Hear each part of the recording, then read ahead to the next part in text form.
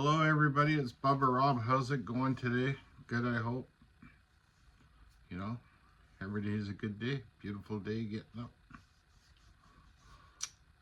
You know, this morning I got up and went and had coffee with a friend of mine, and we were talking about what was going on politically and kind of what's good for people or good for mental health.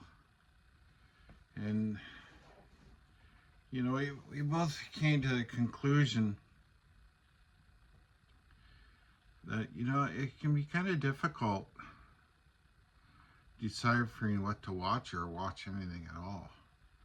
I know myself, since I made a few comments lately about the political system and what I believe, and what I believe most is people have the wherewithal to think critically about what they're actually watching, to really kind of understand really what's going on, sift your mind through the noise. But what I found, and when I was talking to Jeff today, is the more I got into it,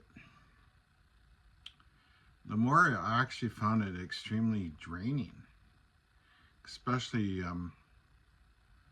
watching stuff that's being pushed out there that's quite nonsensical and,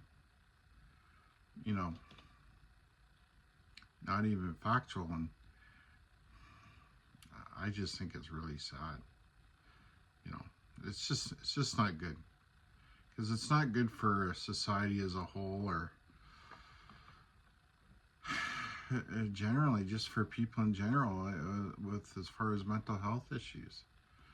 There's a lot of responsibility when it comes to somebody being a YouTube influencer and deciding what they talk about and how they put it across, and whether or not they even bother to fact check, or they just given some bunch of horse shit which they think is going to sell to a certain demographic, and get people to click on it, right? Doesn't make it so just because somebody says it, right?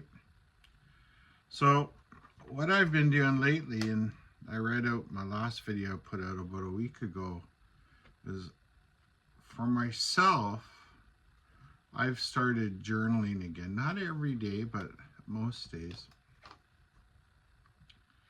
Just as an exercise to put things in order, to get my thoughts,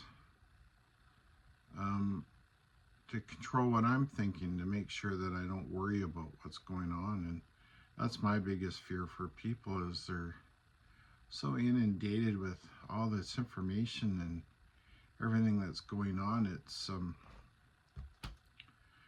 it's not being productive, and I believe it's going to have much longer effects on people the longer this disorganized mess that goes on. And hopefully nobody does anything drastic or crazy like what happened in New Orleans and Las Vegas. I mean, really, I hope not. Especially when you're dealing with a bunch of people that are suffering from things such as PTSD that may be medicated, and access to weapons, right? It's just not good. You got to be careful what we talk about here. And I'm not as concerned as Canada, but more about some of the people in the States and the way they behave. And I don't know, it's just very cult-like. But I made a entry in my log a couple days ago, actually on Valentine's Day, and I think it's quite pertinent, and I'm going to read it to you, and you people tell me what you think. And after all of it, I got a little bit of a funny story to tell you if you want to hear it.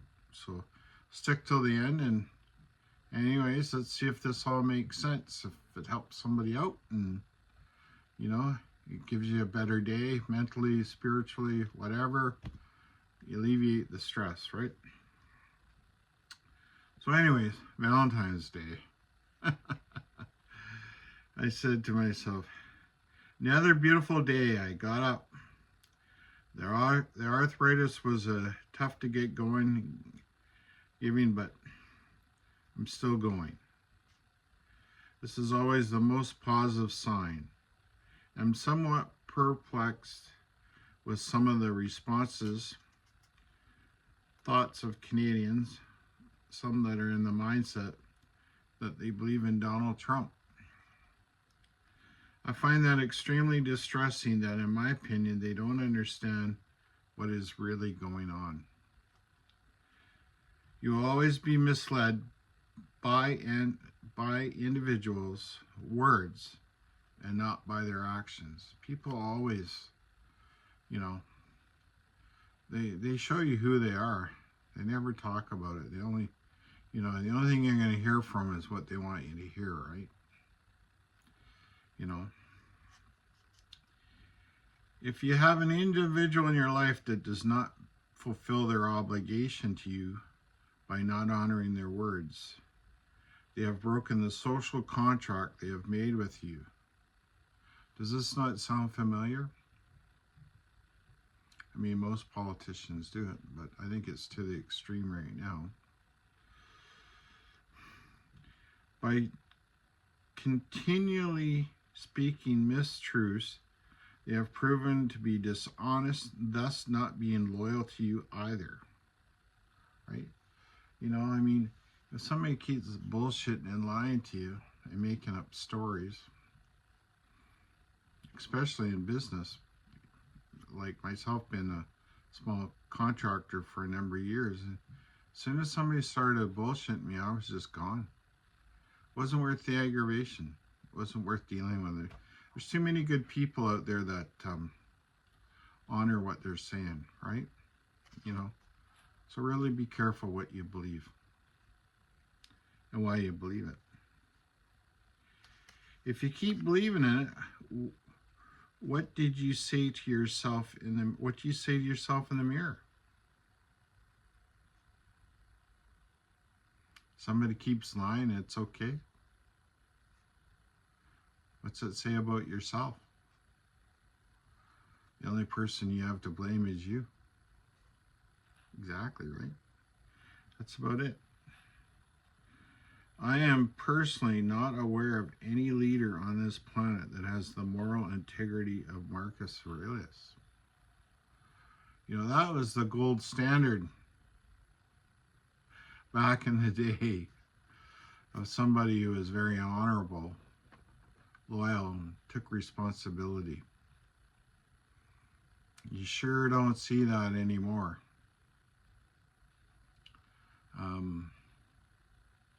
Has there been some good leaders? Sure. But there's not too many that match up to that fella, as far as I'm concerned. You got to be careful who we believe in. I have many friends in the United States, and, I only wish them well. Years ago, I got to do some long hauling, and I met lots of great people down there in the cooling sheds, truck stops, diners, just basically really, really good people, The only thing I found a little bit confusing or perplexing was it wasn't that one person didn't know what somebody was doing in the next state. It was one person in one county didn't know what was going on in the next county. It seemed to me very, everything was centralized. Seemed like things were very much controlled. I imagine it's quite a bit different now, especially because there wasn't the social media back then that there is now.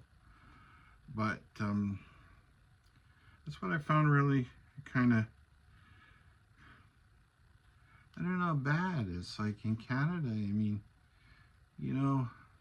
somebody in BC normally knows what's going on in Nova Scotia or Newfoundland or Quebec, or we're very respectful of one another. It's not really a red state or blue state type of thing and this type of hatred, but We have our differences, but it doesn't seem to be so profound. That's just kind of my take on it. You know, I can only wish the people I met down there and the people there that I don't know, which is everybody, the best. You know, I really believe the world has changed. And with the advent of Donald Trump in there, you're definitely seeing the rise of American imperialism and isolation, which I don't believe is good for the world at all. You know, you may not believe what I think, but that's just how I believe. I don't see it. I've had a few comments sent by people from down there that were, I would say quite, I don't know, ignorant. Not too many, just a couple, quite ignorant. And, you know, there's lots of people up here, I guess, that behave the same way, and it's not good. It doesn't do anybody any good. You know, you should be really willing to challenge your own thoughts. I know I was up, I'm going to tell this story. I'm going to tell this funny story. It's kind of funny. But anyways, I had to drive an hour and a half day before yesterday. No, yesterday. No, day before yesterday, pardon me. To Nanaimo, which is an hour and a half from my place, and I had to go for a sleep apnea test where they hook all these wires up to you and check if you're snoring and what your breathing rate is and your oxygen levels and all this stuff. Because I've had some health issues with my heart and I had to have my gallbladder removed and all this stuff. And so I go driving up there, and I got there a couple hours early, so I went to the north of Nanaimo. There's a Chapters bookstore and a Starbucks in there. So I thought, well, I'll sit and have a decaf Americano. I'm sitting there, and I'm sitting, and it's kind of bored. I think, do I want to go read a book or something? Buy a book? I just really didn't feel it. Like I say, the arthritis was flipping killing me. And ended up downloading the latest book that was published by Mr. Carney. A lot of people I've noticed on the social feeds, like the political feeds here, are, you know, cropping on him, saying he's Trudeau Jr. and all this stuff. And I've had some friends that get quite agitated when talking about him and saying all these bad things, and you know, and I thought, well, what's a better way to figure out what somebody is about except read the book, read what he has to say. So because I wasn't feeling that spry, I actually downloaded it on iBooks, and I started reading it, and Jesus, you know, I was quite impressed with the first, I don't know, 70, 100 pages. I mean, extremely how intelligent he was, and how well read he was, and how, you know, really, as a matter of fact, with what he was talking about as far as his belief systems go. I mean, I haven't gotten that far into the book, so, you know, there's a lot to know. I mean, I don't agree with everything I read as far as my own belief system, but I figured to understand Mr. Carney, because he's up for the Liberal leadership and more than likely going to win it. He's going to, you know, possibly become the Prime Minister and go through an election. I thought, well, you know what, I better figure out who he is and just not believe all the bullshit out there. So I started reading it, and here's the funny part. So I go for this sleep apnea test. You know, there's nothing worse than when you had your gallbladder removed and you eaten something that doesn't quite agree with you. And before I went up, we went for a late lunch with a friend of mine, me and my son, for Korean chicken, and geez, it wasn't working well.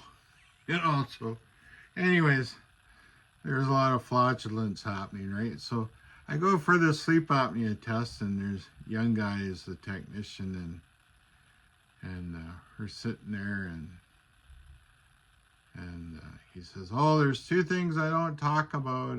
As he says, "I need to have a discussion with you to figure out who you are and make sure that you're not too stressed about this test." And we knew you had a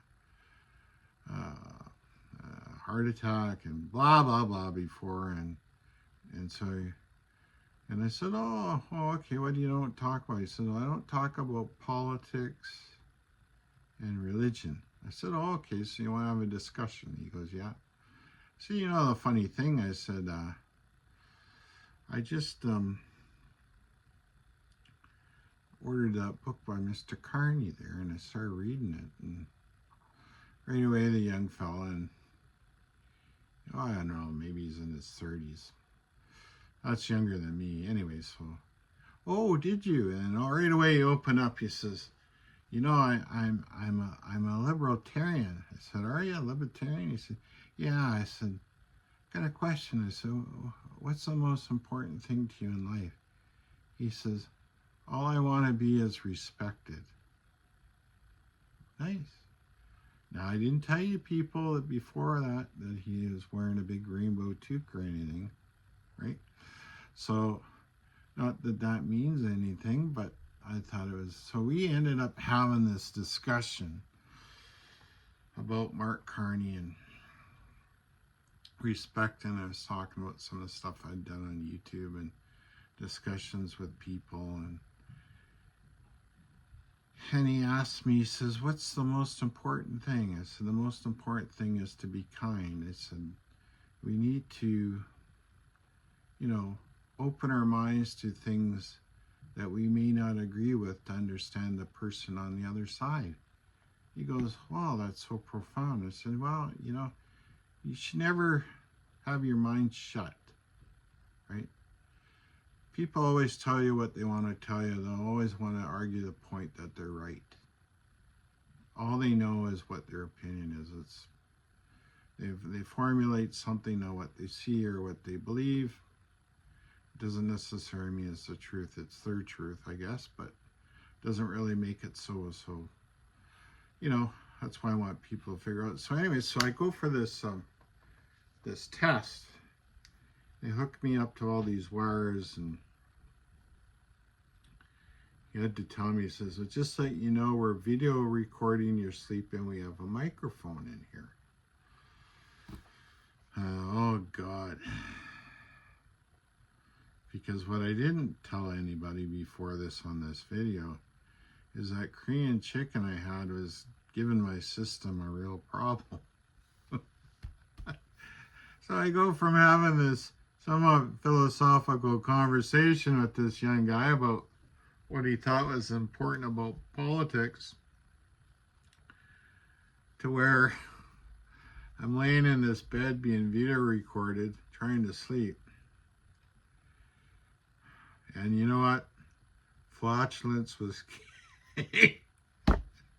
I think I couldn't get to sleep because I kept farting. I mean, only two. Well, I'm thinking, here's a guy in the control booth monitoring my sleep. Oh, poor bastard. Every few minutes it's just like, you know, it's not really funny, but what's this got to do with today? Well, what it is I started thinking, I was stressing out, and I was trying to sleep, and I had all this stuff on my mind, and, you know, starting to read that book, I got my mind going, and I go, oh, fuck, oh, this is my karma. I didn't take care of myself. I've had these health issues, so I guess it's my penance being videotaped farting in my sleep. Okay. Anyways, I thought it was kind of funny. I hope I didn't turn anybody off, but Anyways, I'm trying to have some levity here with life. But you know, all kidding aside, if there's one thing I can promote in this world, and the only reason why I put these goofy little videos out, or sometimes they're serious, is I really want people to do better. I want you to take care of yourselves. Take care of your neighbors. Even if they think differently than you, and they look different, they have different habits, give them a hug, ask them how they're doing. Open the door. Be respectful. Don't buy into all this negativity. Whatever is going to happen is going to happen. Focus on what's best for you and your family, okay? Anyways, if you like my messages, maybe not the flatulence ones, you can hit the like, share, subscribe, whatever you like. But anyways, I love you all. Remember, the most important thing to being a good person and a good stoic Canadian American, wherever you're from, right? Most important thing is to be kind. Have some understanding, okay? Love you all. Have a great day. Bye-bye.